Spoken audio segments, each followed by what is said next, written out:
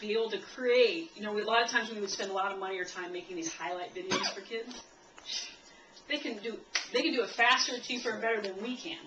And if they're using music, that fires them up and their shots, so they could make their own little, you know, couple-minute clip and watch it again and again. Something that you might think about. So how does that feel? Does that feel a little less scary to try to implement some visualization with your kids? Mm. Good. Cool.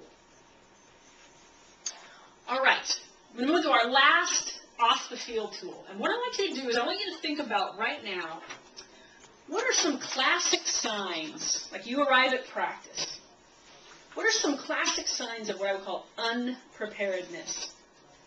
You get there and you go, oh my God, these kids are not ready for practice. Okay, let's. Kids are in uniform. Yeah. Wrong equipment. I loved mine when they would come and they have a racket bag.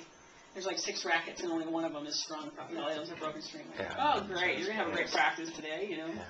But they're just kind of lounging in the grass, kind of chatting with each other, and not attentive to getting ready at all. Yeah. What else is another one? This is driving me nuts, even at the college level. Coach, do you have a power bar? Do you have food? You know, like, oh my God. Yeah, can I go to the bathroom? Yeah. Or I gotta go to the bathroom. Yeah. Or I didn't bring my court shoes today.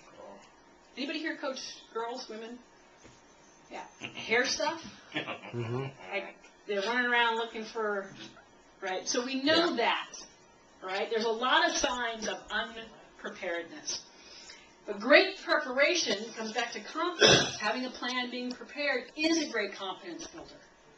And what we want them to do here is start to get ready routine so that they're ready to have peak practice. Any of you, if you work with kids that, you know, they get a little bit older and they start to create an elaborate sort of pre-game ritual or routine, great. Absolutely nothing wrong with that. I say take it a step further because they spend a heck of a lot more time in practice. So why don't we create a get-ready routine for practice so that we can have peak practice every time? Okay? And not just put the specialness on competition. And it does a couple things. Having a routine, it ensures that the important things get done. Yeah, my rackets have strings. And the unexpected things don't happen. Oh, I got 2 left shoes. Oh my gosh, what am I going to do? Increases the feeling of control and self-confidence. They have that plan, they're prepared, lowers anxiety. And this last one I really like. You can think of this as practice, but also this one's a little bit more about games. Helping athletes condition their minds and bodies from the inside out. What we mean by that, you go to a competition, and you're off the bus, you're out of the vans, whatever, and you see the other team, and they're bigger. They've got like the cool whatever uniform, hot shoes, and all that kind of stuff, right? And where is your players' focus going? On them. Oh my God! You know, or even at practice. For me, at practice, because we practice next to the soccer field, baseball. I coach women. Okay, the male athletes. I mean, it's like they're totally distracted. So having sort of this, I think of this like a pilot. A pilot with, you know, a pre-flight checklist. And make sure that they are really prepared, confident, not anxious when they take off. So that's kind of why we do that and there. So what I want you to do now is to work in pairs. And on your page here, what I want you to do is brainstorm. And I've got a lot of examples that we can fill in some blanks. But I want you to brainstorm in here all the things that you can think of that an athlete can do or should consider to be physically ready for practice. We gave you a couple prompts, you know, the water bottle, that kind of stuff. And then what about mentally? They have a goal, they have everything written down. What else can they do to make sure that their mind is ready to go? And then lastly, emotionally. Okay? So take a few minutes, partner up, and you're just going to do a brainstorm. Come up with as many things as you can think of. Because you certainly know, right, when they're not prepared. So let's find some signs of when they are. You guys are on. Okay.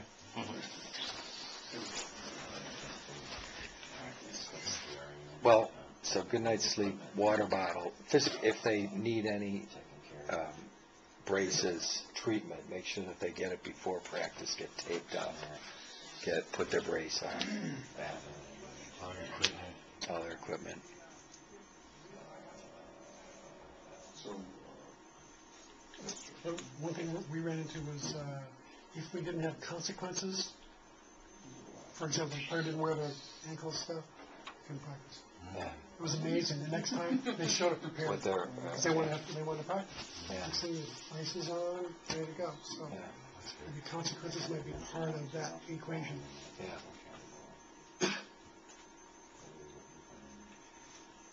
Okay, so spend a little time, make sure you go through each, give some ideas for each one of those three categories. Mentally, it's leaving the day behind somehow. So whether it means you have to talk something out with somebody before practice so that you can leave that mentally, or make sure that you've got all your homework done, or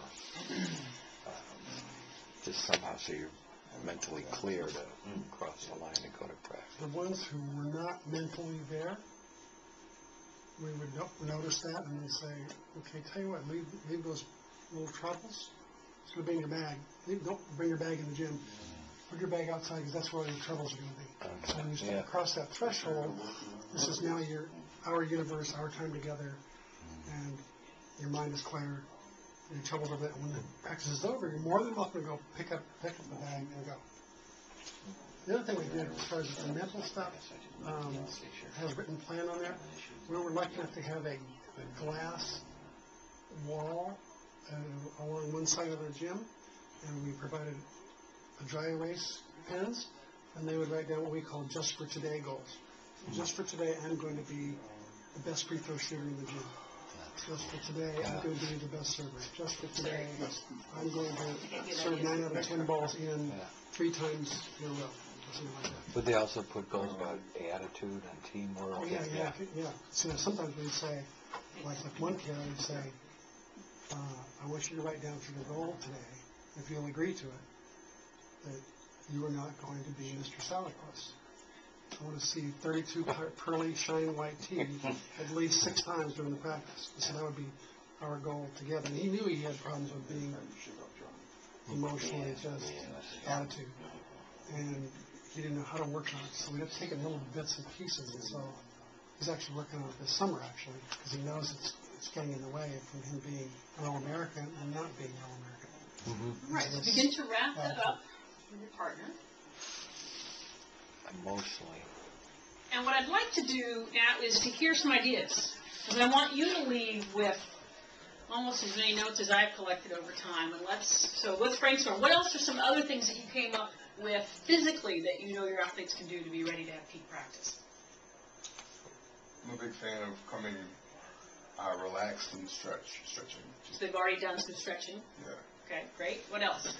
We talked about having the right treatment, so if you need your ankles taped or something, that you need a brace, have it on, ready to go at the time of practice.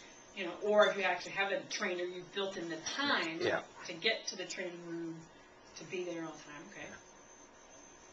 Coach said he had consequences for people making sure that they had their equipment on, everything, the proper shoes or whatever they needed for their bodies. Similarly, I like them dressed before they step on the field or before they step on the court. Great. You could even draw a line, like, you know, even if you're doing soccer or whatever, like, once you cross this line, you need to be, you're not, getting dressed as you're coming in, you got it, Yeah. your shoes or whatever. Okay. Yeah, I heard of one team that had a practice. It was their ritual that they would not cross the line to practice until they were mentally prepared. Great. I want to just throw out some things. Number one is that if they're on time, that's a good sign. As we said, the unpreparedness was they're late.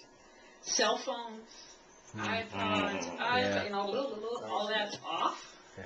Okay. Well, I also had one coach who coached youth that said that he has a rule, this is more probably in the mental section, but that they are not allowed to do video games in the hour before practice.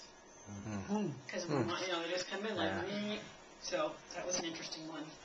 They've had a snack, drink, they've gone to the bathroom, they've got all the equipment, whatever that is for your sport. They're rested, girls, they got the guys do the hair stuff, whatever they need to do with their hair, whatever they need to do with Yeah. their jewelry.